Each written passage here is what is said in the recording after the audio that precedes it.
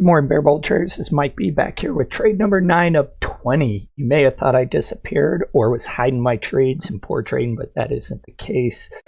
Even though today I feel kind of like I should hide it because it was pretty bad. But I set out to do 20 trades and recap it, no matter whether it's good, whether it's bad. And here's trade number 9. If you're wondering why I was gone for about a week, it was because I had work commitments that kept me from trading the open.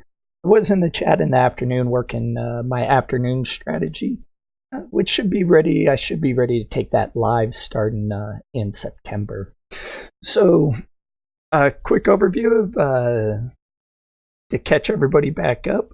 As you can see by all these red marks here, not doing very well. You can also see with the V's down there for violations, they kind of correspond with the red marks. So violating my trading rules or violating my setups really adversely affects the way I trade. But today I had 2 red trades, didn't hit mass locks, but I'm after violating that rule, I could tell I'm not in the right spot of mind to trade, so I'm calling it a day. So let's get into it. I want to start off, I had TIFF on my watch list as well as AMD. Really, when I opened up the gappers this morning, there was nothing on there. I should have probably just closed it down and said, hey, I'm going to call it a day and move on. But I didn't, and that's okay. So the first trade was actually a decent setup. I wasn't unhappy with my first trade. As you can see, selling off, SPY was selling off as well. Started to have a pullback towards the VWAP. Moving average was coming down. And so I took a short at the break. As you can see, it did move down. I was going to take my first partial at the low of the day. Didn't quite hit that, and then it popped back up.